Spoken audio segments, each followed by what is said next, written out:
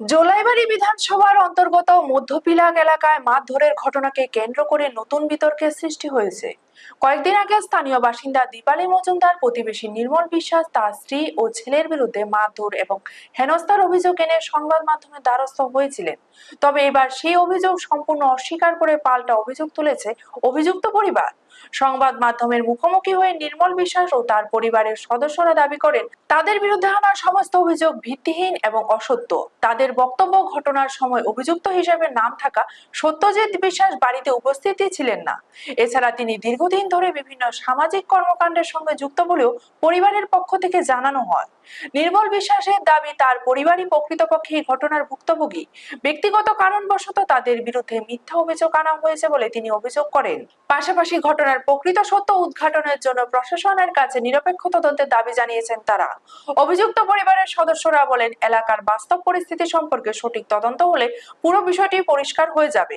তারা ভাইকোড়া থানার পুলিশের কাছে ঘটনার সুষ্ঠু তদন্ত করে সত্য প্রকাশের আহ্বান জানিয়েছেন। এদিকে দুই পক্ষের পরস্পর বিরোধী অভিযোগকে কেন্দ্র করে এলাকায় ব্যাপক চর্চা শুরু হয়েছে।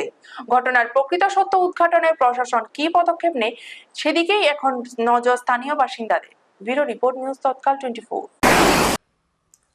আমি এই বিষয়ে বলবো যে এটা একটা মিথ্যে মিথ্যে অভিযোগ।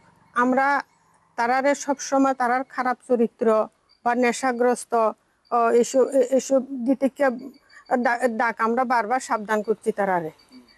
আমি 18 নির্বাচনে পঞ্চায়েত মেম্বার ছিলাম। মেম্বার পদে থাকাকালীন আমি সমাজকে সুন্দর বা শৃঙ্খলা সুন্দর সুস্থ সমাজ করার জন্য আমি চেষ্টা করি।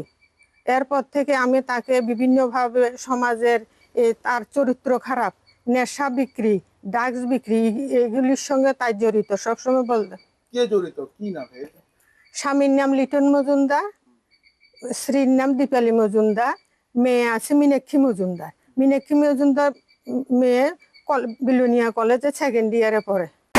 এই বিষয় বলতে আমি গ্রামের মধ্যে একবারই গেছিলাম, সেখান থেকে আইতে দেখি যে মানে জয় করজ শুনি আমার সামনে দেখা গেছে আমার সিয়ারে মারতে আছে নিতন মন্দার, এমন দিবালি মন্দার, মীনাক্ষী মন্দার।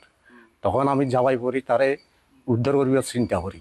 উদ্ধার করতাম যাই আমার রড দিই এবং লাঠি দিই বাড়ি দিয়ে। তখন তার রক্ত অবস্থায় তারে আমি হাসপাতালে নিয়ে যাই।